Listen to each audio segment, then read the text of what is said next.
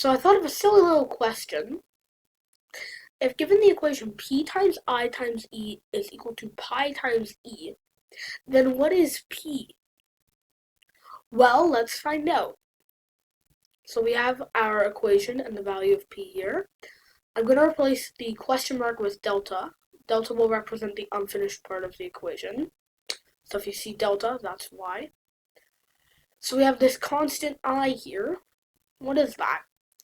Well, if you're unaware, I is a thing called the imaginary unit.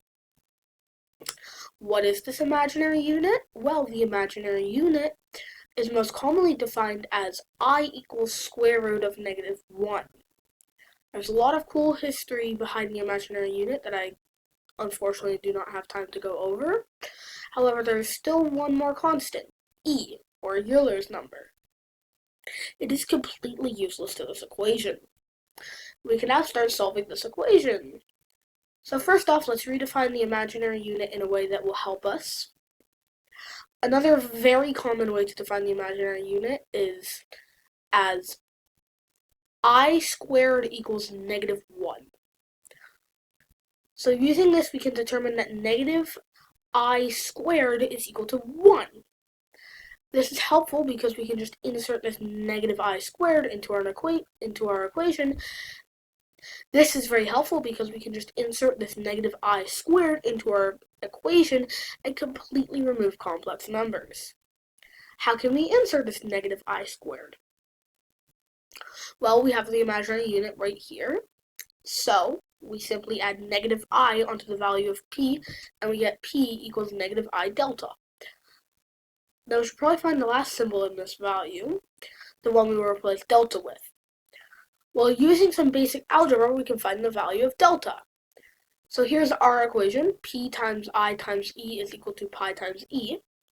We can see that the two e's are useless because they are on both sides in the same place. So we have p times I equals pi. The delta is what we're trying to find. So we can substitute in our existing definition of p.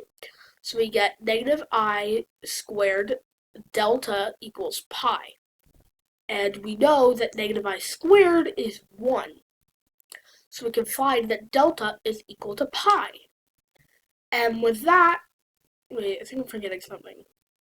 Oh yeah, we have to test our answer. So let's see. Pi times I times e is equal to pi times e. We can substitute in our value of p. So we get negative I times pi times I times e equals pi times e. Now remember, when we have multiplication like this, the order doesn't matter, so we can rearrange this. Negative I times pi times e equals pi times e.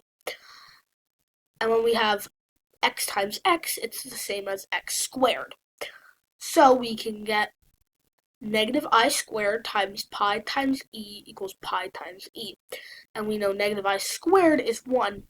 So we get 1 times pi, I'm tired of saying times. It doesn't even sound like a real word anymore. 1 pi e equals pi e, which is the same as pi e equals pi e. We did it. Let's go. Thanks for watching.